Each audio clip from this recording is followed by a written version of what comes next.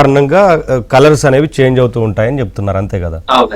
ఒకసారి విజయేంద్ర గారితో మాట్లాడతాను. సార్ విజయేంద్ర గారు, నమస్తే అండి. నమస్తే సార్. చాలా విషయాలు మాట్లాడుతూ ఉంటారు ఈ సందర్భంలో. నియమాల గురించి పూర్వం నుంచి కూడా కొన్ని నియమాలు పాటించాల్సినవి, పాటించకూడనివి, లేదంటే చాలా విషయాల గురించి మాట్లాడుతూ ఉంటారు కదా. సో ఏంటి గ్రహణం సందర్భంలో పూర్వం నుంచి చాలా విషయాలు, వాటి గురించి మీరు ఒకసారి వివరించండి సార్. ఈ గ్రహణం అనేది ఏంటంటే ఈ రోజు మనకి 9:50 భారతదేశంలో కనిపిస్తుందండి. ఇది 3:30 గంటల పాటు ఉంటుంది. సుమారుగా 1:20-30 వరకు మనకి ఉంటుంది గ్రహణం అనేది. ఇక్కడ ఏర్పడుతుంది ఏంటంటే రాహుగ్రస్త చంద్రగ్రహణం అంటాం మేము. కుంభరాశిలో అది ఏర్పడుతుంది. మన వేదాలు శాస్త్రాలు ఏం చెప్తున్నాయంటే కుంభరాశిలో ఏర్పడుతుంది. అది కూడా నక్షత్రం వచ్చి ఉత్తరాభాద్ర నక్షత్రంలో ఏర్పడుతుంది అనమాట. ఎప్పుడైతే రాహుకేతువుల మధ్య ఈ గ్రహణాలు ఏర్పడుతున్నాయో మన శాస్త్రాలు ఏం చెప్తున్నాయంటే మంచి పీరియడ్ కాదు అని చెప్తున్నాయి.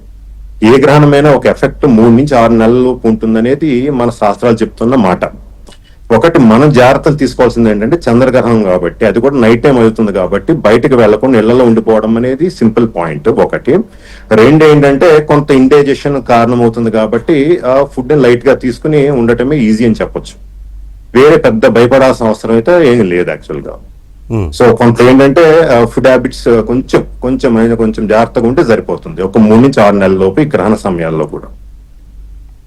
యా, అంటే ఈ గ్రహణం, చంద్రగ్రహణం సమయంలో జాతకరీత్యా చాలా విషయాల గురించి మాట్లాడుతూ ఉంటారు కదా సార్. అంటే అనుకూలము ఎవరికి అనేది, అలాగే ఎవరికి అనుకూలంగా ఉండదు అనే విషయాల గురించి ఏం చెప్తారు? నేను చెప్తానండి. ఇది యాక్చువల్గా ఏంటంటే కుంభరాశిలో ఏర్పడుతుంది. అది కూడా పూర్వభాద్ర నక్షత్రంలో ఏర్పడుతుంది కాబట్టి పూర్వభాద్ర నక్షత్రంలో పుట్టిన వాళ్ళకి, అలాగే కుంభరాశిలో పుట్టిన వాళ్ళకి ఎక్కువ ఎఫెక్ట్ ఉంటుందండి. అన్ని రాశులకున్న కుంభరాశిలో పుట్టిన వాళ్ళకి ఎఫెక్ట్ ఉంటుంది ఒకటి. రెండు ఏంటంటే మన శాస్త్రాలు ఏం చెప్తున్నాయంటే ఇండివిజువల్స్ కే కాకుండా దేశాలకి, ప్రాంతాలకు కూడా ఎఫెక్ట్ ఉంటుందని చెప్తోంది. మనకు ఒక సంహిత ఉందండి, బృహత్ సంహిత అంటాము జ్యోతిష్ శాస్త్రంలో. ఆ శాస్త్రం ఏం చెప్తోందంటే ఎప్పుడైతే కుంభరాశిలో ఇటువంటి గ్రహణాలు ఏర్పడుతున్నాయో మౌంటైన్ రీజియన్స్ లో ఎఫెక్ట్ ఎక్కువగా అనిపిస్తుందని చెప్తుంది. మనకి మౌంటైన్ రీజియన్స్ అంటే హిమాలయాస్.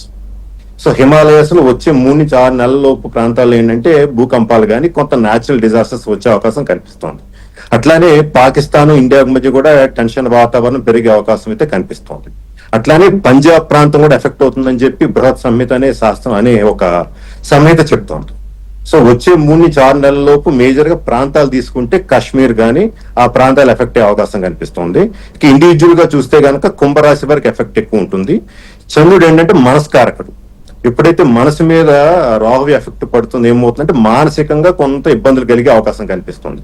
కాబట్టి ఏంటంటే ప్రాపర్ డాక్టర్ కన్సల్టేషన్స్ తీసుకుని ఎవరికైనా మానసిక సమస్యలు ఉంటే గనక ఆల్రెడీ వాళ్ళు ప్రాపర్ కన్సల్టేషన్స్ తీసుకుంటే ఆ జాగ్రత్తలు తీసుకుంటే సరిపోతుంది. అట్లానే మూన్ అనే ప్లానెట్ మనం ఏం చెప్తామంటే వాటరీ ప్లానెట్ అంటాము. సో ప్రజలు ఎక్కువగా ఏంటంటే డిహైడ్రేటెడ్ గా కాకుండా ఎక్కువ వాటర్ తీసుకుంటూ జాగ్రత్తలు తీసుకుంటే సరిపోతుంది ఈ గ్రహణ సమయాల్లో.